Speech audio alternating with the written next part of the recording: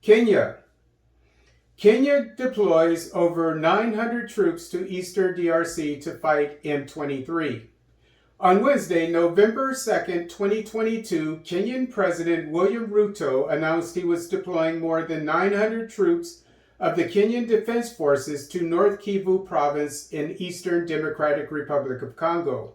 The Heads of State Conclave on Peace and Security in Eastern DRC, held in Nairobi, Kenya in June 2022, agreed to establish an East African Community Regional Force, EACRF, in Eastern DRC to bring peace and security to a volatile region that is occupied by over 100 insurgencies. Last week, the March 23rd movement, M23, seized the strategic towns of Kiwanja and Rutshuru in North Kivu Province, thus cutting them off from the capital of the province, Goma.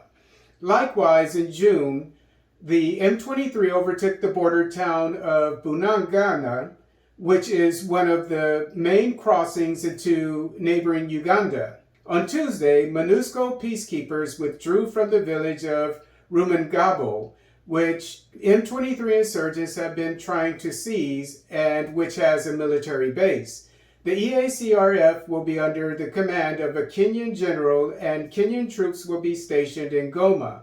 Burundian troops were deployed early as a contingent of the EACRF to South Kivu Province in August.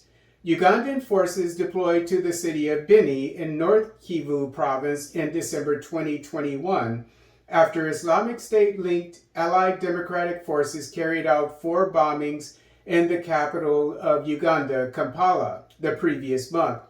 Since the DRC has accused Rwanda of assisting the M23 insurgency, Rwandan troops will be stationed on their side of the border with the DRC. The remaining member nations of the EACRF, Tanzania and South Sudan, have yet to deploy in support of EACRF. Democratic Republic of Congo. Illegal Congolese artisanal cobalt miners earn $200 weekly. The Democratic Republic of Congo has a booming cobalt industry, but it presently doesn't seem to be benefiting the government or transnational corporations.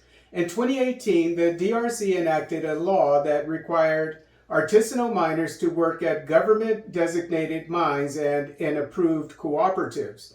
However, artisanal cobalt miners prefer to ply their trade at industrial concessions owned by the transnationals, which have huge identified deposits, as reported by AFP. A subsidiary of the transnational corporation Glencore is trying to get the Congolese government to allow it access to its mine in Shabara, just north of neighboring Zambia. Approximately 20,000 people work at this makeshift artisanal cobalt mine in shifts of 5,000 people at a time, according to AFP. The artisanal miners here can make $200 during a good week, which is exponentially more than the $2 a day the average Congolese earns, as stated in AFP. Last year, the DRC produced 72% of the world's cobalt, which is an essential element in electric vehicle batteries and cell phones, as reported in AFP. Glencore's Mutanda mine, a mere 3 miles from Shabara, is the world's largest cobalt mine, as specified in AFP. However, it has been closed since 2019 because of the Congolese government's increasing the tax on cobalt and the current slump of the international cobalt market, as per AFP.